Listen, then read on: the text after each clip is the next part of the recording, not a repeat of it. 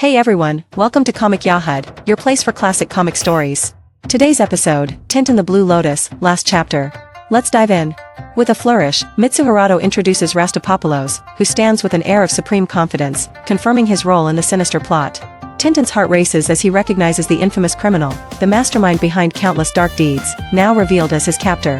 Rastapopoulos, with a menacing grin, recounts his past exploits and brushes with death, asserting his indomitable spirit and survival. Tintin, incredulous at the revelation of Rastapopoulos as the gang's leader, grapples with the weight of this unexpected twist in his perilous journey.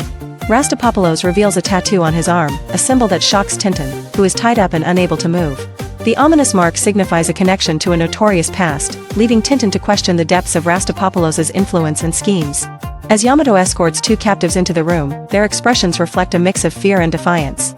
The tension in the air is palpable as everyone braces for what Rastapopoulos has planned next in his sinister agenda. Yamato, with a sly grin, hands a large blade to Mr. Wang's son. The gesture is loaded with threat, leaving Tintin and the others to wonder about the true intentions behind this unexpected move.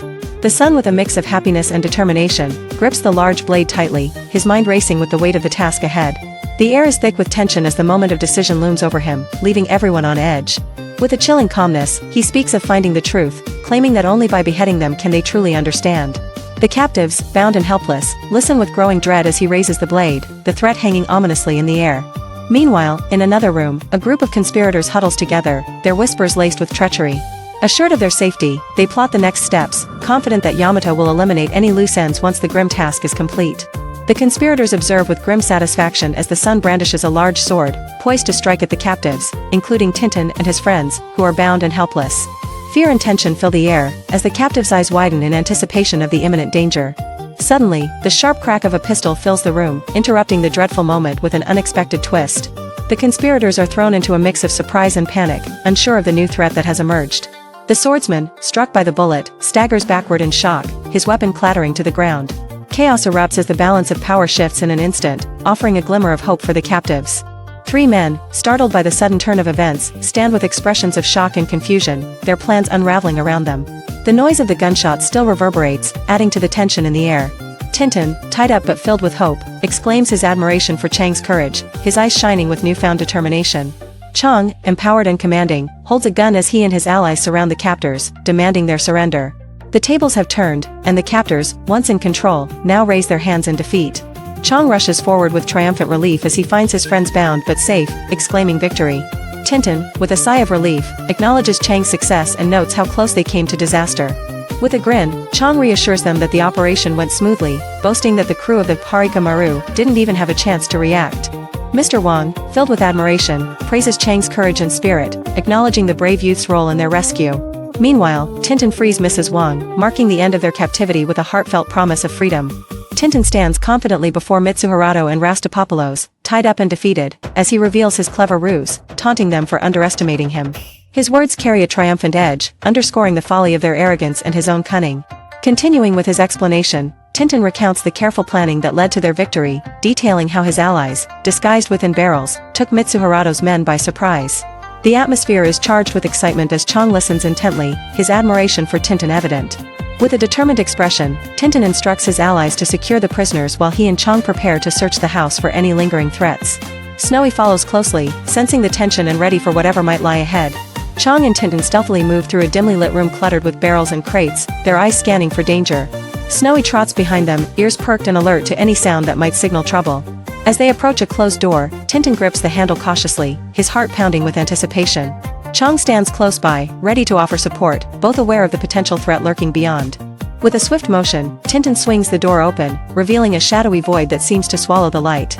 Chang and Snowy brace themselves as they step into the unknown, prepared for whatever may come.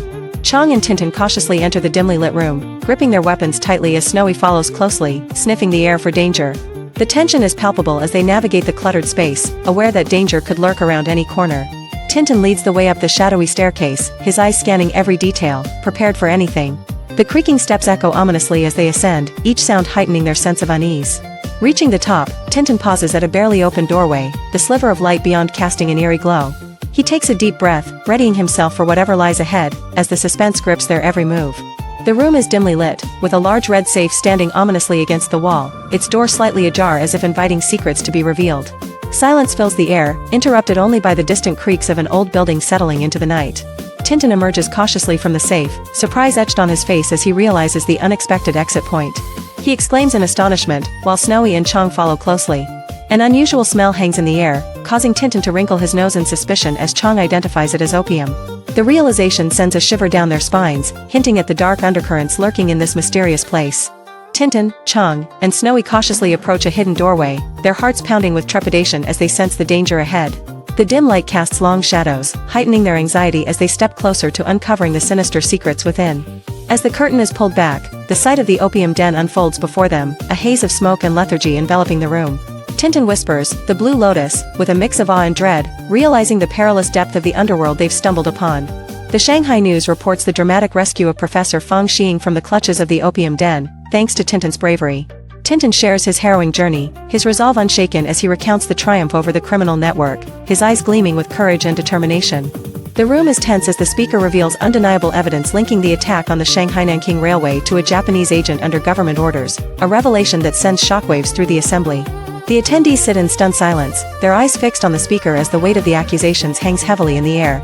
As murmurs ripple through the crowd, two delegates exchange anxious whispers, eager to hear the Japanese response to the grave accusation. They lean closer, anticipation etched on their faces, as the Japanese delegate rises to address the assembly. The Japanese delegate stands firm, his voice unwavering as he vehemently denies the accusations, dismissing them as insults unworthy of a response. Despite his refusal to engage, he pledges to demonstrate his country's integrity, leaving the audience in suspense over his next move. With a heavy heart, the Japanese delegate announces the withdrawal of troops from Chinese territories, a decision followed by the shocking resignation from the League of Nations. The atmosphere is tense as the implications of this bold move ripple through the assembly, leaving everyone in a state of disbelief. As the delegates exit the building with determined strides, their expressions are a mix of defiance and resignation, symbolizing the gravity of the decision just made. The weight of their departure is felt deeply, echoing through the corridors as the world watches their exit. Meanwhile, in Shanghai, hope blossoms as news of a miraculous antidote to a dreadful poison spreads. A joyful father shares the news of his son's recovery, his relief palpable as he expresses his gratitude for the life-changing discovery. In a quiet room, Mr. Wang is informed by a visitor that two gentlemen are seeking an audience with Tintin, piquing his curiosity. The anticipation in the air is palpable as the visitor stands respectfully, awaiting further instruction. The identical duo, Thompson and Thompson, stand poised and formal, their presence commanding attention. Their synchronized stance and serious expressions suggest the gravity of their purpose. Tintin enters the room with Snowy at his side, his surprise evident upon seeing the detectives. An exclamation escapes him as he wonders about the urgency that brought them here. Thompson and Thompson stand awkwardly before Tintin, their usual bumbling charm evident as they exchange polite but fumbling greetings. Tintin, slightly perplexed, acknowledges their presence with a mix of curiosity and caution. The detectives, with a hint of remorse, explain that they've come to offer congratulations and reassure Tintin of their unwavering belief in his innocence. Their admission of being bound by orders adds a layer of tension, yet relief washes over Tintin as he listens. Meanwhile, in another corner, two men sit with drinks, one expressing disdain at having to celebrate Tintin's success, referring to him as a little snake. The other man, resigned to the situation, questions what else they can do, hinting at underlying frustration and discontent. Mr. Wang is taken aback as he reads a newspaper, his expression revealing shock and concern. The paper must contain alarming news that demands immediate attention. Hastily, Mr. Wang approaches Tintin and the others, urging Tintin to read the startling news. His urgency and the paper in his hand indicate that it's of utmost importance. The newspaper headline announces the dramatic news of Mitsuharado's involvement in the Blue Lotus affair and his tragic end. Wang Qinyi, with a grave expression, remarks on Mitsuharado's dark deeds, acknowledging his villainous nature despite his unfortunate fate. Tintin listens attentively, the weight of the situation adding to the tension in the air. Tintin shifts the conversation to Thompson and Thompson, expressing relief at their recovery from a previous mishap, while the detectives appear bewildered. They suddenly recall an incident at Hukou, adding a touch of humor to the otherwise serious atmosphere. Thompson and Thompson, now fully aware, humorously exaggerate the severity of their fall, expressing disbelief at their own clumsiness. Their lighthearted banter provides a brief respite from the surrounding drama, bringing a smile to Tintin's face. Thompson and Thompson, with determined expressions, humorously assure Tintin that they won't repeat their past mistakes, vowing to be more vigilant. Their confident declaration, filled with lighthearted resolve, brings a chuckle from Tintin, who is amused by their earnestness. Tintin, still smiling, expresses surprise at their imminent departure, while they firmly promise to remain alert in the future. Snowy looks on with curiosity as the detectives prepare to leave, their demeanor a mix of farewell and determination. With a cheerful wave of their hats, Thompson and Thompson bid Tintin a hearty goodbye, their spirits high.